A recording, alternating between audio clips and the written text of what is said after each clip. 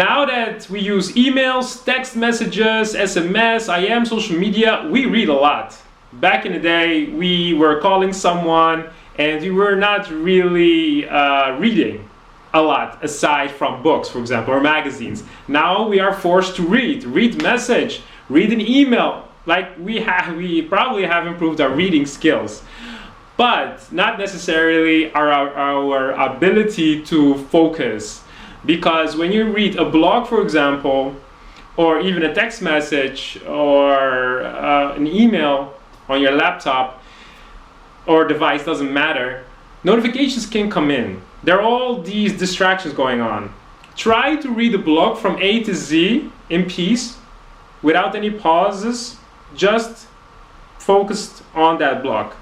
Can you do that? Can you read from A to Z without any problems, without checking something else, going to a different browser tab when you use a laptop, for example, or opening a notification, or clicking that other link, or that image that you see, that call to action that you see or hear?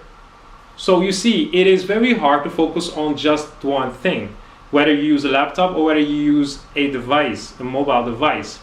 So, for example, I noticed that when I read blogs many years ago, I was just skimming through those blogs. I wasn't really actually paying attention to the entire blog, because subconsciously I was seeing those other triggers. Then there was this link, and there's this sound, and then there's image there, and so much going on. There's so many tabs open, and I'm like, oh yeah, I was doing that other task, that other thing, so let me check that tab quickly.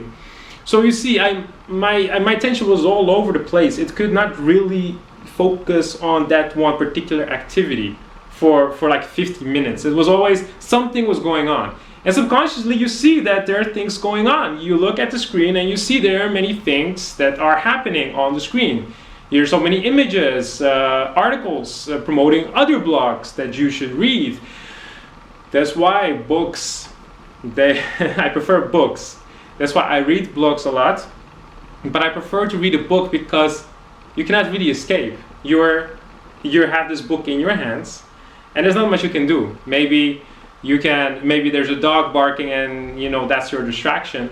But aside from that, noises, aside from maybe, well, depends where you read. If you read in a restaurant or somewhere outside and on the beach, then you probably can be distracted by the things you see.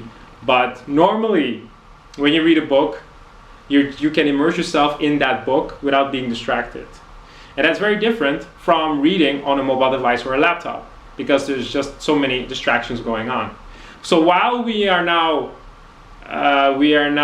pushed to read a lot online, to read on our mobile device, because we are typing messages, we are typing emails, doesn't mean that we are good at focusing.